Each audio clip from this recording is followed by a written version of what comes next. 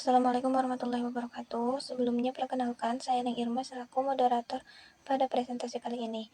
Materi yang akan kami sampaikan yaitu tentang penyajian dan pengungkapan, yang mana materi akan disampaikan oleh teman saya. Baik, di sini saya akan menjelaskan tentang penyajian, yang dimana penyajian ini ada beberapa poin. Yang ke satu yaitu definisi. Definisi menurut PSAK No. 1 yang membahas tentang penyajian laporan keuangan dan kinerja keuangan suatu entitas dan catatan informasi keuangan suatu perusahaan pada suatu periode akuntansi yang dapat digunakan untuk menggambarkan kinerja perusahaan tersebut. Yang kedua ada tujuan, yang dimana tujuan ini untuk menetapkan dasar-dasar bagi penyajian laporan keuangan untuk tujuan umum General Purpose Financial Statement, yang selanjutnya disebut laporan keuangan agar dapat dibandingkan baik dengan laporan keuangan perusahaan periode sebelumnya maupun dengan laporan keuangan perusahaan lain. Yang ketiga ada komponen, yang dimana komponen itu ada beberapa poin ya. Yang ke satu ada neraca, yang kedua ada laporan laba rugi, yang ketiga ada laporan perubahan ekuitas, yang keempat ada laporan arus kas, yang kelima ada catatan atas laporan keuangan. Baik, poin keempat yaitu adalah karakteristik, yang dimana karakteristik ini ada beberapa poin seperti penyajian secara wajar dan kepatuhan terhadap SHK.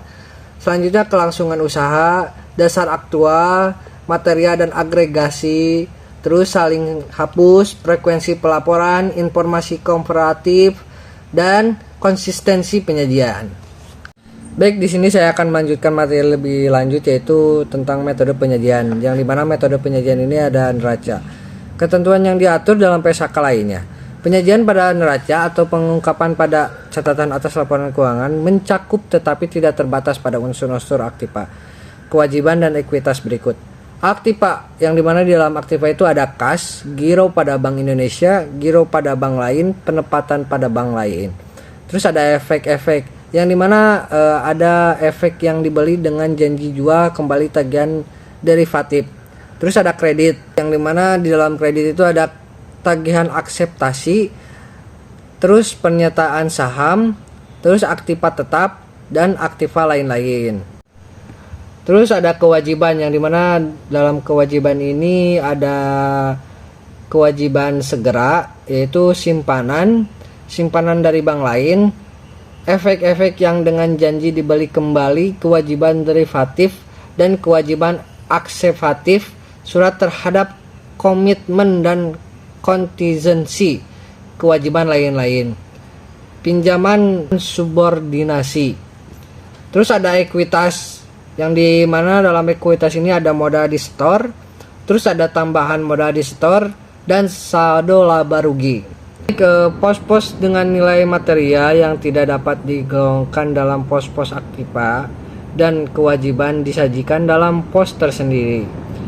Pos lancar dan tidak lancar tidak disajikan secara terpisah karena sebagian besar aktiva dan kewajiban suatu entitas dapat direalisasikan atau diselesaikan dalam waktu dekat. Terima kasih. Selanjutnya akan dijelaskan oleh teman saya. Baik, selanjutnya ada laporan laba rugi. Laporan laba rugi menyajikan secara terperinci unsur pendapatan dan beban, serta membedakan antara unsur-unsur pendapatan dan beban yang berasal dari kegiatan operasional dan non-operasional. Contohnya sebagai berikut. Yang pertama, ada pendapatan bunga. Kedua, beban bunga pendapatan komisi. Ketiga, keuntungan atau kerugian penjualan efek. Keempat, keuntungan atau kerugian investasi efek. Kelima, keuntungan atau kerugian investasi valuta asing. Keenam, pendapatan dividen. Ketujuh, pendapatan operasional lainnya. Kedelapan, beban penyisihan kerugian kredit dan aktiva produktif lainnya. Kesembilan, beban administrasi umum dan beban operasional lainnya. Selanjutnya, pos-pos pendapatan dan beban tidak boleh saling hapuskan, kecuali yang berhubungan dengan transaksi satu dengan yang lainnya. Saling hapus harus dilakukan secara hati-hati dan tidak semua pos biaya bisa saling hapuskan. Saling hapus yang tidak tepat dapat menyulitkan pengguna laporan keuangan dalam memahami kinerja dari berbagai aktivitas perusahaan dan tingkat timbal balik hasil yang diperoleh dari jenis-jenis aktiva tertentu. Selanjutnya, laporan perubahan ekuitas. Laporan perubahan ekuitas disajikan sesuai dengan PSAK 1, penyajian laporan keuangan. Laporan perubahan ekuitas menyajikan peningkatan dan penurunan aktiva bersih atau kekayaan bank selama periode bersangkutan, berdasarkan prinsip pengukuran tertentu yang dianut dan diungkapkan dalam laporan keuangan. Dan yang terakhir ada laporan arus kas. Laporan arus kas disajikan sesuai dengan PSAK 2. Laporan arus kas dan harus disusun berdasarkan kas selama periode laporan. Kas dan setara kas terdiri dari A. Yang pertama itu kas, yang kedua itu giro pada Bank Indonesia atau giro pada bank lain. Bank mempunyai likuiditas yang sangat ketat jika dibandingkan dengan perusahaan pada umumnya, maka penempatan yang segera akan jatuh tempo dalam waktu 3 bulan atau kurang dari tanggal perolehannya tidak termasuk dalam perhitungan ini. Selanjutnya akan dibacakan oleh saya yang kelima, yaitu catatan atas laporan keuangan. Catatan atas laporan keuangan menyajikan informasi dasar penyusunan laporan keuangan dan kebijakan akuntansi, dasar pengukuran, kebijakan yang relevan, asumsi dalam estimasi. Mengungkapkan informasi yang disyaratkan SAL atau saldo anggaran lebih yang tidak disajikan di bagian manapun dalam laporan keuangan. Memberikan informasi yang tidak disajikan di bagian manapun dalam laporan keuangan, tetapi informasi tersebut relevan untuk memahami laporan keuangan atau pengelolaan modal. Sepanjang praktis, penyajian catatan atas laporan keuangan dilakukan secara sistematis, membuat referensi silang atas setiap pos untuk informasi yang berhubungan dalam catatan atas laporan keuangan. Dalam catatan atas laporan keuangan, manajemen dapat mengungkapkan informasi yang menunjukkan risiko tingkat bunga dan langkah-langkah yang ditempuh dalam rangka mengelola serta mengendalikan risiko tersebut yang terkait dengan berbagai kombinasi jatuh tempo dan bunga pada periode yang efektif. Pengungkapan lain dalam catatan atas laporan keuangan yaitu yang pertama, jumlah dividen diumumkan sebelum penyelesaian. Yang kedua, laporan keuangan. Yang ketiga, jumlah dividen preferen yang tidak diakui. Yang keempat, domisili dan bentuk hukum, negara pendirian, alamat kantor, dan lokasi utama kantor. Yang kelima, keterangan mengenai sifat operasi dan kegiatan utama. Yang keenam, nama entitas induk dan nama entitas induk terakhir dalam kelompok usaha. Yang terakhir, bagi entitas yang mempunyai umur terbatas, informasi tentang umur entitas. Pengungkapan. Menurut para akuntansi, pengungkapan laporan keuangan memberi pengertian, yaitu penyampaian informasi keuangan tentang suatu perusahaan di dalam laporan keuangan. Biasanya laporan tahunan kepada pemegang saham, kreditor, dan stakeholders lainnya yang mencakup hal-hal seperti pembahasan dan analisis manajemen, catatan koki, dan laporan keuangan. Definisi: sebagai penyediaan informasi dibutuhkan untuk pengoperasian seperti optimal pasar modal yang efisien yang terdiri dari catatan koki, kejadian setelah tanggal pelaporan, analisis manajemen di mana yang mendatang, perkiraan keuangan dan operasi, serta informasi lainnya. Jenis pengungkapan: pengungkapan wajib, pengungkapan sukarela. Tujuan pengungkapan: untuk mengumpulkan hal yang diakui dan memberikan pengukuran yang relevan, untuk mengurangi dan memberikan pengukuran yang bermanfaat, untuk memberikan informasi yang akan membantu investor dan kreditor menilai risiko, untuk memberikan informasi penting yang memungkinkan para pengguna laporan keuangan untuk melakukan perbandingan, untuk memberikan informasi mengenai arus kas dari masa depan.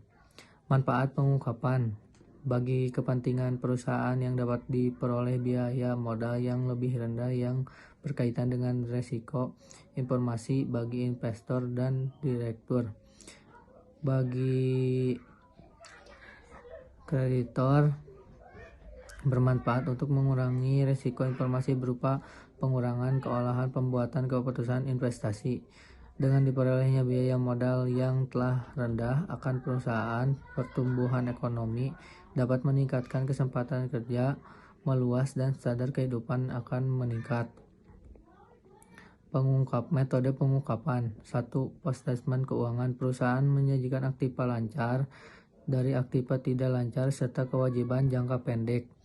Terpisah dari kewajiban jangka panjang, aktiva lancar disajikan menurut ukuran ekuiditas, sedangkan kewajiban disajikan menurut urutan jatuh tempo. Suatu kewajiban diklasifikasikan sebagai kewajiban jangka pendek jika diperkirakan akan diselesaikan dalam jangka waktu siklus normal operasi perusahaan. Jatuh tempo dalam jangka waktu 12 bulan dari tanggal neraca. 2. Catatan kaki. Perusahaan mengungkapkan dalam laporan laba rugi atau dalam catatan laporan.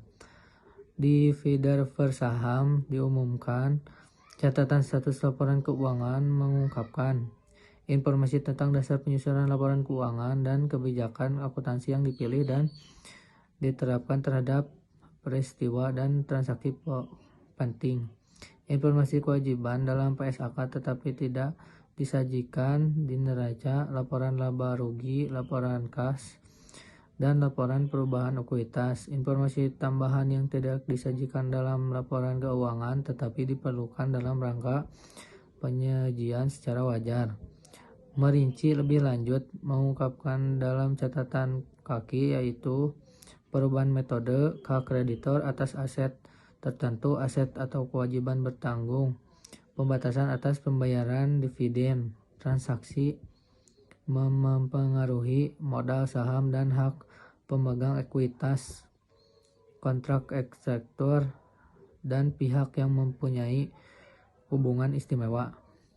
Yang ketiga ada istilah teknis. Di Indonesia, istilah teknis diterjemahkan untuk keperluan pelaporan karena standar akuntansi akan digunakan sebagai acuan untuk penyusunan laporan maupun untuk pembelajaran akuntansi. Penyusunan standar dengan penuh kecermatan.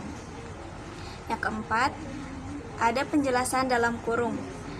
Penjelasan singkat berbentuk tanda kurung mengikuti suatu pos dapat dijadikan cara untuk mengungkapkan informasi. Contoh pengungkapan seperti persediaan barang dalam kurung pasar sebesar Rp540.000. Kemudian ada piutang wesel dalam kurung diskon sebesar Rp100.000 menjadi Rp700.000. Kemudian ada kos barang terjual dalam kurung lampiran 3 seharga Rp600.000. Yang kelima ada lampiran. Rincian laporan tambahan, daftar rincian atau schedule atau semacamnya dapat disajikan sebagai lampiran atau disajikan dalam sesi lain terpisah dengan laporan utama. Yang keenam, ada komunikasi manajemen. Manajemen dapat menyampaikan informasi kualitatif atau non-finansial yang dirasa penting untuk diketahui pemakai laporan melalui berbagai cara. Wawancara manajemen dengan wartawan atau jumpa pers merupakan salah satu bentuk pengungkapan atau komunikasi manajemen. Manajemen merupakan pihak yang paling tahu tentang apa yang terjadi di balik apa yang disampaikan melalui laporan keuangan. Kemudian yang ketujuh, ada catatan dalam laporan auditor. Pengungkapan auditor yang dianggap penting dalam bermanfaat yaitu terkait dengan informasi dengan hal-hal yang menghalangi auditor. untuk menerbitkan laporan bentuk standar. Pengungkapan oleh auditor pada umumnya berkaitan dengan antara lain sebagai berikut. 1. Perubahan akuntansi dan konsistensi. Kedua, keraguan tentang kelangsungan perubahan. Ketiga, persetujuan atas penyimpangan dari Pabu. Keempat, ada penekanan suatu hal dalam statement atau kejadian. Kelima, ada pencantuman nama auditor dengan statement keuangan. Keenam, ada statement keuangan komparatif yang salah satu di audit auditor lain. Dan yang terakhir, ada pembatasan lingkup audit dan independen audit. Baik, kesimpulannya yaitu secara umum aturan tentang penyajian laporan keuangan adalah bahwa posisi keuangan disajikan dalam neraca, hasil usaha dalam laporan laba rugi dan arus kas dalam laporan kas. Kemudian di samping itu cara penyajian dijelaskan bahwa untuk neraca disajikan berdasarkan ukuran likuiditas, sedangkan dalam laba rugi disajikan secara multiple dan arus kas disajikan dengan mengelompokkan dalam 3 kelompok, yaitu operasi, pendanaan, dan investasi. Namun ada kalanya standar akuntansi membuat aturan yang berbeda seperti halnya pada laporan keuangan, perusahaan bank, dan asuransi. Baik, mungkin hanya itu yang dapat kami sampaikan. Kurang lebihnya mohon dimaafkan. Wassalamualaikum warahmatullahi wabarakatuh.